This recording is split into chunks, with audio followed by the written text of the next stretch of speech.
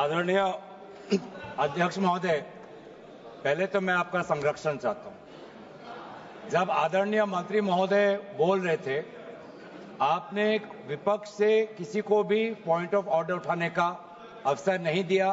मंत्री महोदय बिना किसी पॉइंट ऑफ ऑर्डर के बिना उन्होंने अपनी बात रखी।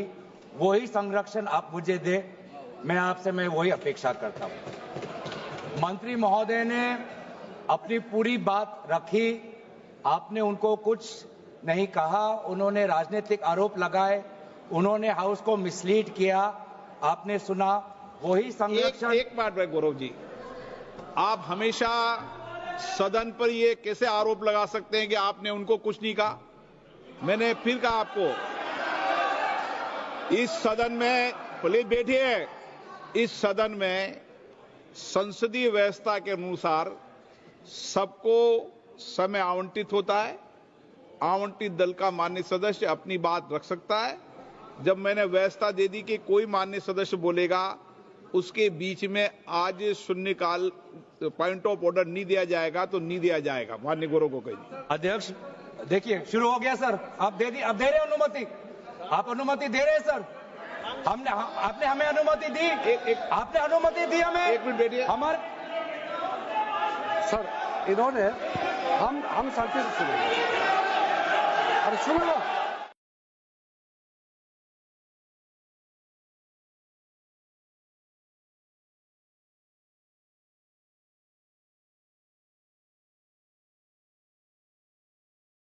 एक मिनट बैठिए। माननीय मंत्री जी, नहीं, एक मिनट बैठिए, एक मिनट,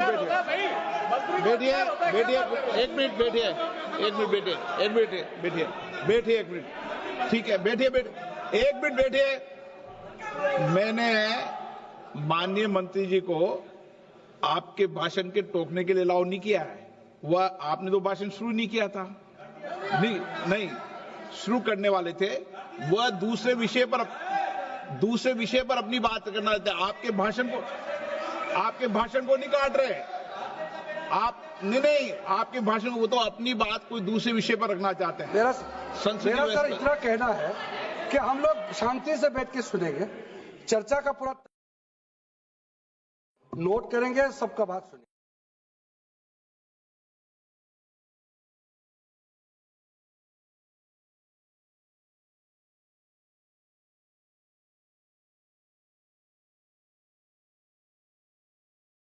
अध्यक्ष महोदय, जो इन्होंने 2013 यूपीए गवर्नमेंट के संदर्भ में कहा, पूरा का पूरा मिसलीडिंग है, झूठ है। और हम डिमांड करते हैं कि वो ऑथेंटिकेट करें। हम डिमांड करते हैं ऑथेंटिकेट करें। इसीलिए बार बार इन्होंने आरोप लगाए, बार बार इन्होंने भ्रम फैलाया। आप इसीलिए हम भी अपनी बात रखेंगे। कृपया आप भी सुनने का धैर्य रखिए। अध्यक्ष महोदय, मेरा भी सौभाग्य है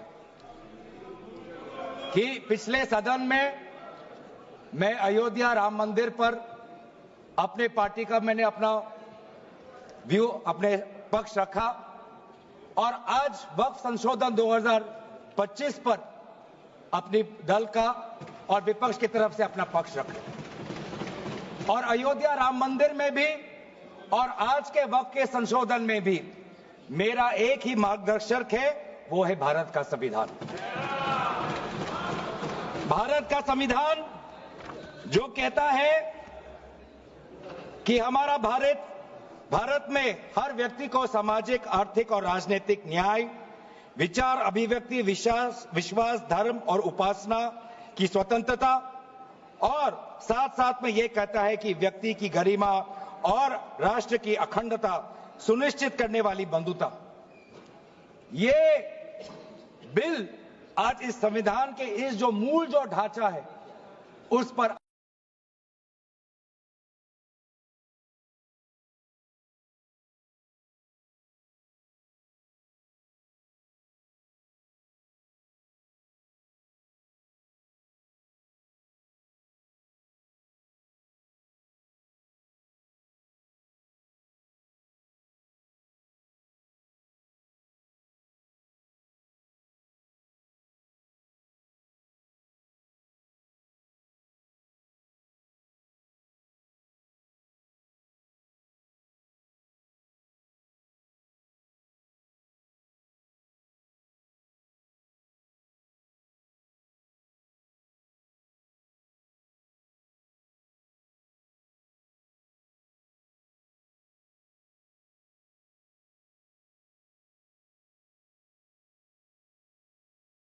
राष्ट्र की अखंडता सुनिश्चित करने वाली बंधुता।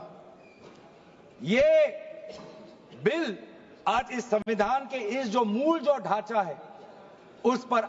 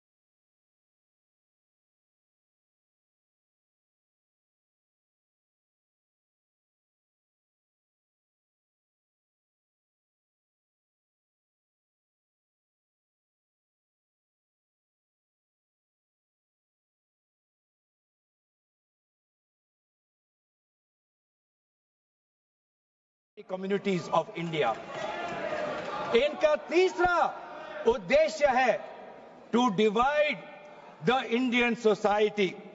हमेशा एक हमारे बीच में एक लिटिगेशन चलता रहे, मसला और बढ़ता जाए, ये उनका उद्देश्य है। और चौथा इनका उद्देश्य डाइल्यूट, डिफेम, डिवाइड, और चौथा इनका उद्देश्य है to disenfranchise the minority communities. आज माइनॉरिटी कम्युनिटीज के प्रति अपनी संवेदना जता रहे हैं। सर, कुछ हफ्ते पहले देश में विभिन्न जगहों में लोगों ने ईद की शुभकामनाएं एक दूसरे को दी, और क्या आपको पता है कहां इनकी डबल इंजन की सरकार ने लोगों को रास्ते पे ईद का नमाज भी पढ़ने नहीं दिया। और ये बात करेंगे आप अल्पसंख्यकों के प्रति अपनी संवेदना जताते हैं। मैं पूछना चाहता हूं कि आपके लोकसभा में कितने एमपीज अल्पसंख्यक हैं? पहले उसका विवरण दीजिए और फिर हमें बताइए कि आपके दिल में कितना संवेदना है। सर, मेरा तो मैंने जिस दिन भी ये बिल इंट्रोड्यूस हुआ उस दिन भी आदरणीय मंत्री को मैंने सुना और आज भी मैंने उनको सुना। जिस दिन उन्होंने इंट्रोड्यूस किया उस दिन भी अगर आप उनका स्टेटमेंट पढ़े तो उन्होंने कहा कि इसको बिल लाने से पहले बहुत विस्तार रूप से इस बिल की लाने के लिए चर्चा हुई थी। सर, पूरा का पूरा मिसलीडिंग। 2023 में सर सरकार 24 में आई, ये खुद 24 के बीच में इन्होंने अपना बिल लाया। 23 सन के वर्ष में 4 बार माइनॉरिटी अफेयर्स कमेटी की बैठक हुई। मुंबई में हुई 13 जुलाई, दिल्ली में हुई 21 जुलाई को, लखनऊ में हुआ 24 जुलाई को, दिल्ली में 2 बार हुआ 20 सितंबर और 7 नवंबर को। मैं आदरणीय सरकार से दरखास्त करूंगा कि इन 5 सरकारी मंत्री जो मीटिंग हुई मिनिस्ट्री ऑफ माइनॉरिटी अफेयर्स का, उनका मिनट्स टेबल पे रखे। एक भी मीटिंग में नया वक्फ अमेंडमेंट बिल चाहिए उसका जिक्र भी नहीं हुआ था। जिक्र भी नहीं हुआ, जिक्र भी नहीं हुआ। इनके मिनट्स हमारे पास, हमने देखे। जितने भी बार ministry of minority affairs meeting हुई, सब में वापसी पोर्टल को लेकर और विचार विमर्श हुआ था, लेकिन एक भी मीटिंग के माइन्यूट्स में एक भी स्टेटमेंट नहीं है कि हमें एक नया वक्फ अमेंडमेंट बिल चाहिए। तो मैं तो यही पूछना चाहता हूं कि अगर नवंबर 2023 तक मिनिस्ट्री ऑफ माइनॉरिटी अफेयर्स ने यह वाजे भी नहीं समझा कि नया एक बिल लाने की जरूरत है, मैं तो बस इतना ही पूछना चाहूंगा कि यह bill ministry of minority affairs ने बनाया या किसी और दूसरे विभाग ने बनाया? कहां से आया यह बिल? कहां से आया? सर ये बात करते हैं कि ये संविधान के पक्ष में है। किस प्रकार से ये संविधान के विरोध में है, सर मैं बताना चाहूंगा। आर्टिकल, इसका जो क्लॉज 3RA है और 3R1 है। इसका 3RA क्या है सर? 3RA ये कहता है any person showing or demonstrating that he is practising Islam. देखिए सर, आज देश में अल्पसंख्यकों की ऐसी दशा हो गई कि आज सरकार को अपना धर्म का सर्टिफिकेट देना पड़ेगा। कितने दुख की बात है कि भारत नहीं है, क्या बात कर रहे हो, हिंदू थोड़ी है। भारत एक सनातन धर्म का एक देश, 7000 पुराना, उससे भी पुराना ये देश, जिसमें हर धर्म और हर संस्कृति, हर परंपरा को हम सम्मान करते हैं। आज सरकार को ये हमें सर्टिफिकेट देना पड़ेगा कि हम किस धर्म को हम विश्वास रखते हैं। क्या ये दूसरे धर्मों से इस प्रकार का सर्टिफिकेट मांगेंगे कि आपका 5 साल हुआ या नहीं हुआ? ये सिर्फ इसी बिल में क्यों? ये संविधान के विरोध में नहीं है? ये आर्टिकल 26 के विरोध में नहीं है? सरकार क्यों धर्म के इस मामले में दखलंदाजी कर रही है कि आप इस धर्म का आप विश्वास करते हो कि नहीं हो, उसका पहले मुझे सर्टिफिकेट दो? ये किस प्रकार का न्याय बना रहे हैं? ये किस प्रकार का कानून हम बना रहे हैं? 3R1 क्या कहता है सर? इनका 3R1 जो आज इन्होंने हटा ही दिया है,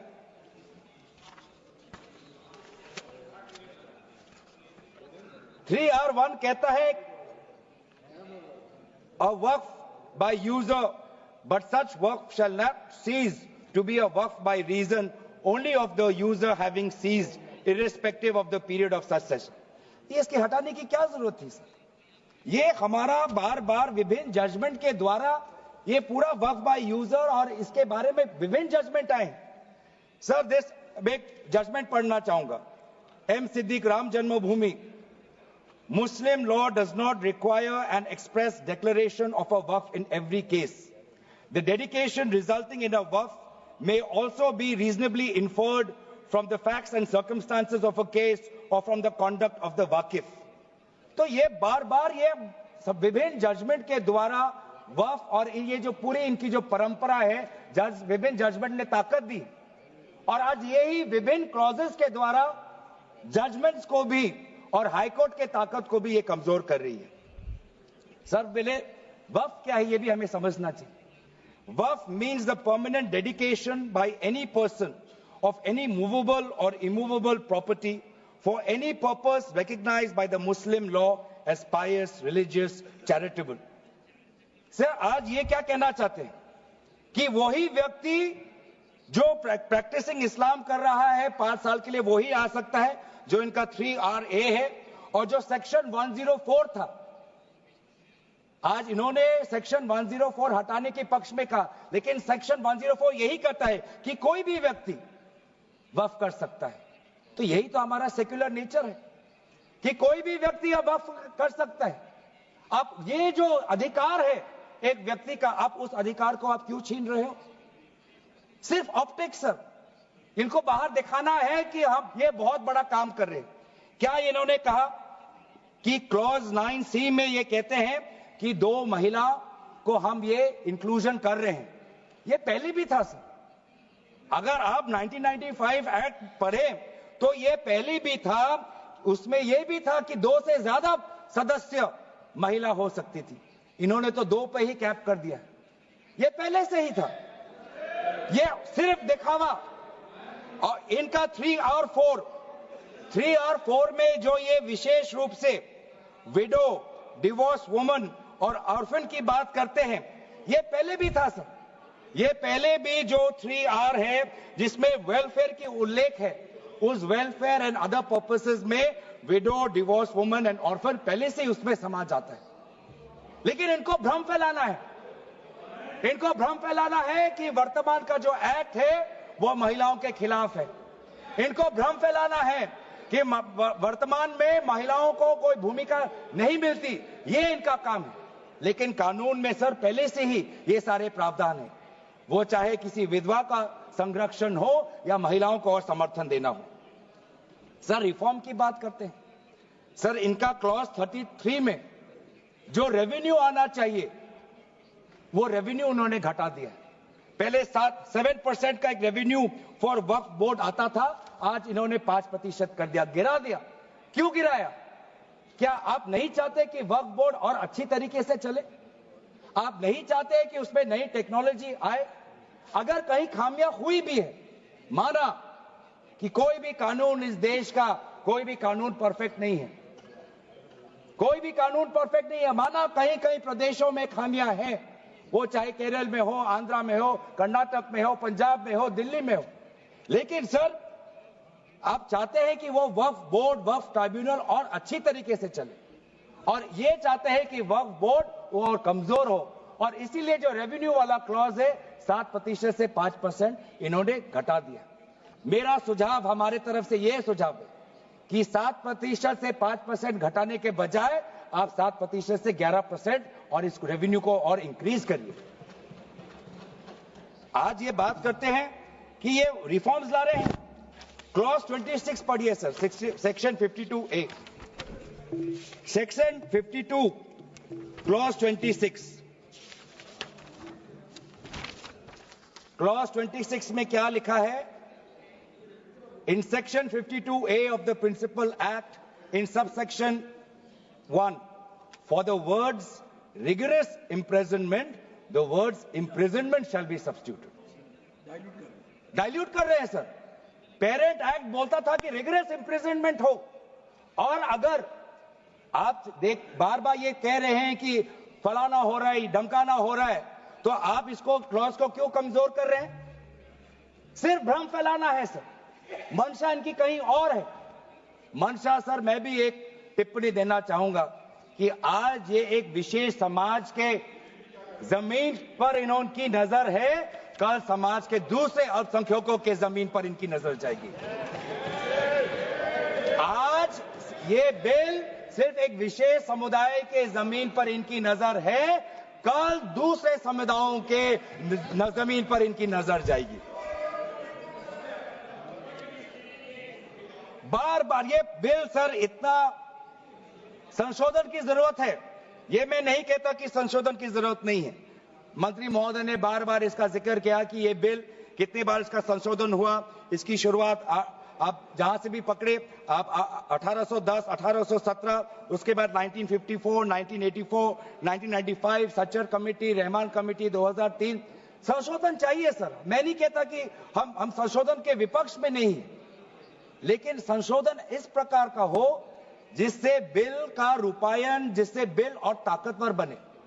और इन्होंने ऐसे संशोधन लाए हैं जिससे बिल से इस देश में और यहां पे समस्या बढ़ेगी, और मसले बढ़ेंगे, और लिटिगेशन होगा। सर ये इनका क्लॉज 40A पढ़िए सर। इनका clause 40A, section 107, on and from the commencement of the Waqf Amendment Act 2025, the Limitation Act 1963 shall apply to any proceedings. Sir इससे पहले आप जितने बार भी आप इतिहास में जाए, हर बार, क्योंकि ये वक्फ, ये जो प्रक्रिया है जब से हमारे देश में इस्लाम आया तब से यह प्रक्रिया चल रही है। बहुत से ऐसे कब्रिस्तान हैं जहां पे कोई पेपर्स नहीं है, कागज नहीं है, लेकिन जजमेंट है, जजमेंट इनके पक्ष में है। और आज बार बार हमने कहा है कि लिमिटेशन एक्ट इसको बढ़ाया जाए, क्योंकि ये प्रैक्टिकल एक समस्या है। लेकिन आज ये नहीं चाहते। क्यों? क्योंकि ये चाहते हैं कि अलग अलग देश के अलग अलग कोने में यहां केस लगे, वहां केस लगे, यहां केस लगे। तो जो भी हमारे यहां पे एक भाईचारा का एक वातावरण है, उस भाईचारे के वातावरण को ये तोड़ना चाहते हैं। ये इनकी राजनीतिक उद्देश्य है। सर, ये बात करते हैं कि किस तरीके से ये इन्होंने बोर्ड का डाइल्यूशन किया है। क्लॉज 44, क्लॉज 44 कहता है कि जो सेक्शन 110 है वो पूरी तरीके से हटा दिया है। सेक्शन 110 क्या है? Section 110 sir, powers to make regulations by the board, ये पूरा हटाना चाहते हैं। उसमें क्या लिखा है पेरेंट एक्ट में? द बोर्ड में with the previous sanction of the state government, मतलब राज्य सरकार की अनुमति के द्वारा बोर्ड कुछ नियम बना सकते हैं। इन्होंने पूरा वो हटाना की कोशिश कर रहे हैं, क्या जी कम करने की कोशिश कर रहे हैं। आप क्लॉज 43 पढ़िए, इसका सेक्शन 109 जिसमें क्लॉज 1A और क्लॉज 4 ओमिट करता है। सेक्शन 109 क्या है? सेक्शन 109 है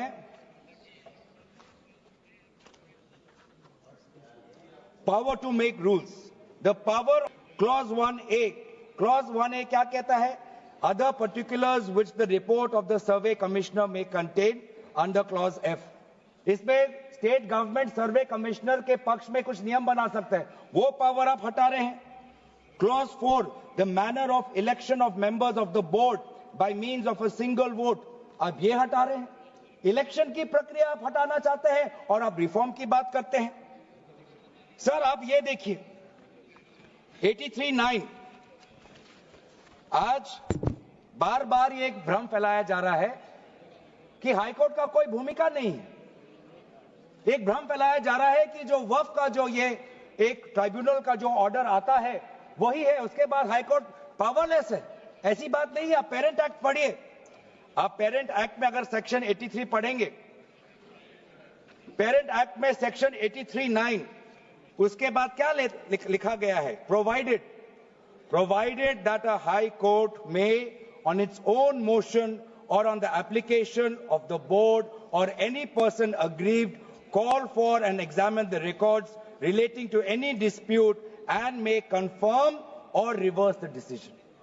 ये पावर हाई कोर्ट में पेरेंट एक्ट में है ही 2013 के संशोधन के बाद। तो क्यों बार बार आप ऐसा एक भ्रम फैला रहे हैं कि हाई कोर्ट का कोई रोल नहीं है? अगर कहीं अन्याय हुआ है, अगर कहीं अन्याय हुआ है, चाहे दक्षिण में हो, उत्तर में हो, उत्तर पूर्वांचल में हो, पश्चिम में हो, तो सेंट्रल गवर्नमेंट के पास वो पावर्स हैं। सेंट्रल गवर्नमेंट के पास under section 97 of the parent act आपके पास पावर है कि कहीं अगर नाइंसाफी हो तो वो आपके पास सेक्शन 97 के द्वारा आप स्टेट बोर्ड को आप डायरेक्शन दे सकते हो। मैं पढ़ूं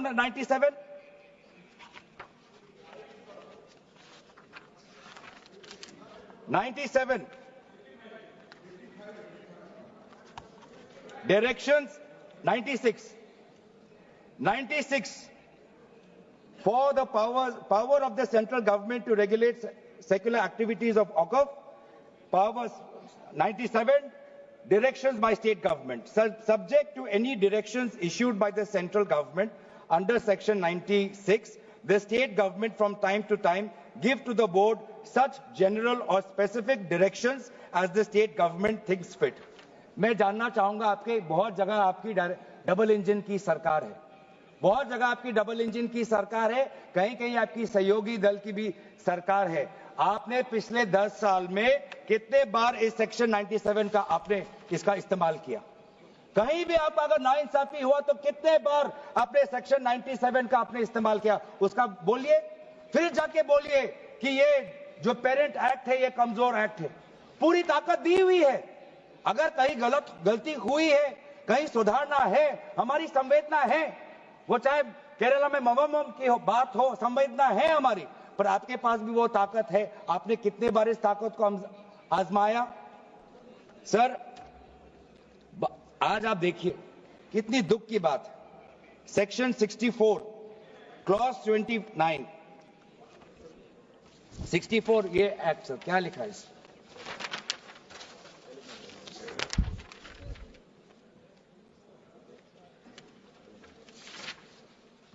इसमें क्या लिखा है? न्यू एक्ट में section clause number 29L, clause number 29L में लिखा है कि अगर is a member of any association which has been declared unlawful under the Unlawful Activities Prevention Act 1967, यूआपा आपने लाए, ठीक है, आप कहीं रिगरस प्रेजेंटमेंट को उसको सिंप्लीफाई करके प्रेजेंटमेंट लाना चाहते हैं और कहीं आप यूआपा का संशोधन लाना चाहते हैं, आपका हक है। आप बस हमें इतना बताएं कि और कौन से स्टेट बोर्ड या और कौन से धार्मिक बोर्ड में आपने ये यूआपा का प्रोविजन आप लाने वाले हैं, या सिर्फ ये इसी बिल में है, या सिर्फ इसी बिल में है या दूसरे में भी जो चैरिटेबल एक्ट्स हैं विभिन्न धर्मों के विभिन्न स्टेट्स के, क्या उसमें भी यूआपा एक्ट आएगा या सिर्फ इसमें? क्या संदेश देना चाहते हैं? किस कौम को आप भ्रमित करना चाहते हैं?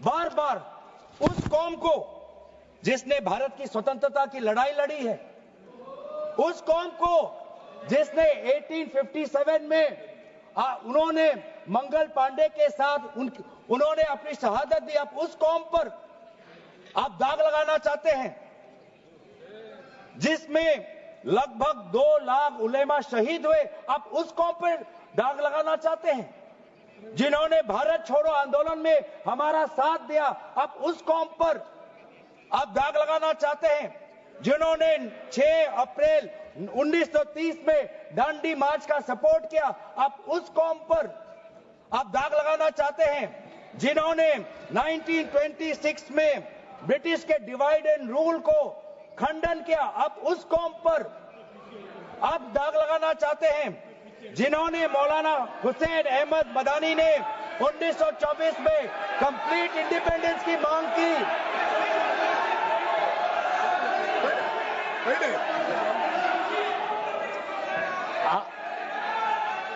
जब आप लोग भारत छोड़ो आंदोलन का समर्थन नहीं कर रहे थे, उस कौम ने भारत छोड़ो आंदोलन का समर्थन किया। जब आप लोग अंग्रेजों को मर्सी पिटीशन लिख रहे थे, वो माल्टा में 3 साल और इजिप्ट में उन्होंने शहादत दी। आप किस कौम पर दाग लगाना चाहते हो जिन्होंने 1924 में जिन्ना के 2 नेशन की थियरी को पूरी तरीके से नकारा, आप उस कौम पर लगा रहे हो?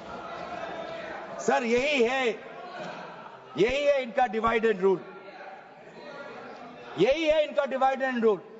बहुत लोग पूछते हैं सर हमारा राष्ट्रवाद क्या है?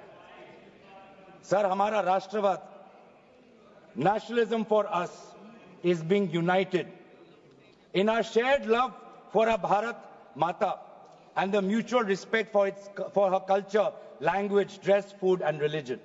It is the love for our national flag, the Tiringa, जिसकी सम्मान आपने नहीं की थी. It is the sacrifice of the Indian freedom movement, जिसमें आपने भाग नहीं लिया. It is our thirst for knowledge to seek excellence with limited resources, to be creative, to have the courage, to acknowledge the injustice of the past and have the wisdom to build new bridges. ये है हमारा राष्ट्रवाद और ये राष्ट्रवाद आज हमारे संविधान में उल्लेखित है.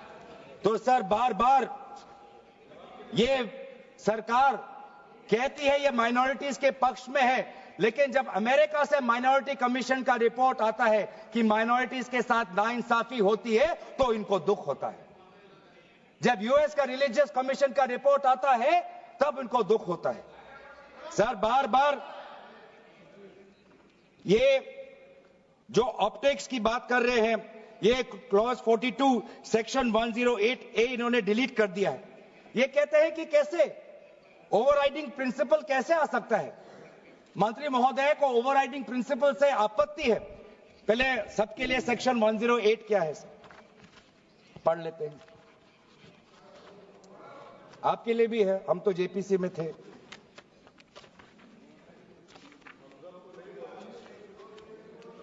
और सर जेपीसी में भी सर दुख की बात करनी पड़ेगी सर कि जेपीसी में ये कहते हैं कि सबका इन्होंने राय सुना, लेकिन आपको भी पता है विपक्ष के द्वारा एक भी संशोधन को इन्होंने स्वीकार नहीं किया। ये किस प्रकार का, हमने भी बहुत से जेपीसी देखे हैं सर, ऐसा जेपीसी नहीं देखा जहां पर क्लॉज बाय क्लॉज डिस्कशन भी नहीं हुआ सर, पूरी तरीके से वोटिंग हो गई। एक मिनट माननीय सदस्य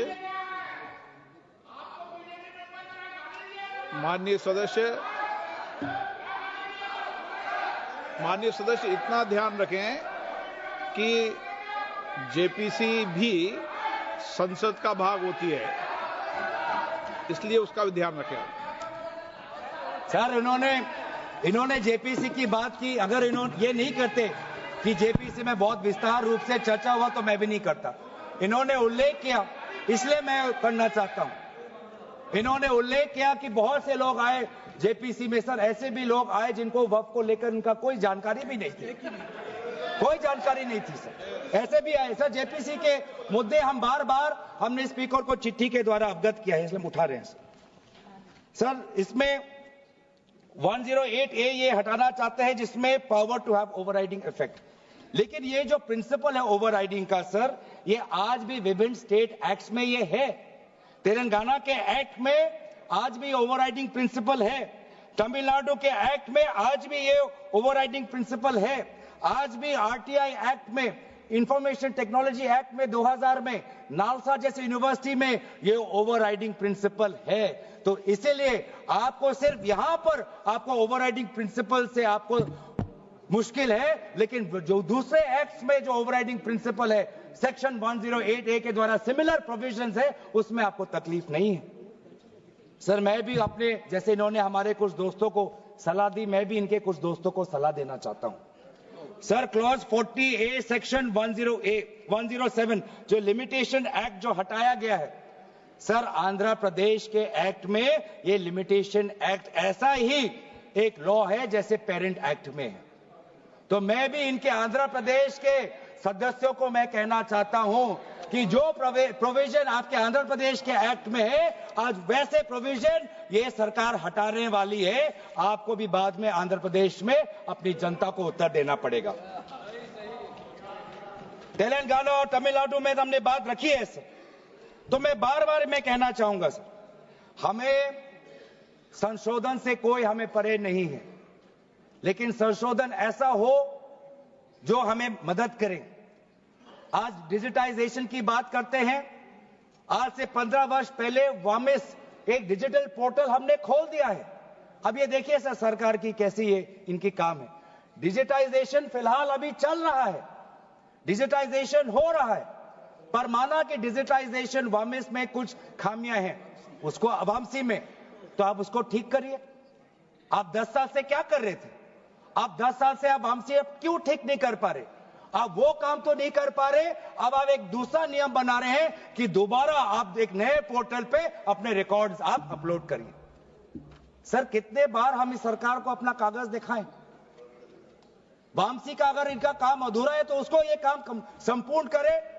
अब लेकिन नहीं, इनका काम उद्देश्य यही है कि देश में मसला और बढ़े, और इसलिए आज इस बिल के विरोध में है। ये बिल हमारे देश की अखंडता, ये बिल हमारे संवैधानिक मूल्य, ये देश हमारे अल्पसंख्यकों की सम्मान, ये देश हमारे अमन, शांति और सदन और जेपीसी में जिस प्रकार से विचार होना चाहिए था उस सब के विरोध में है। और इसलिए आज पूरा इंडिया अलायंस आज इस बिल के विपक्ष में खड़ा हुआ है। और यही बात कहते हुए मैं अपनी वाणी को समाप्त देता हूं। धन्यवाद, शुक्रिया।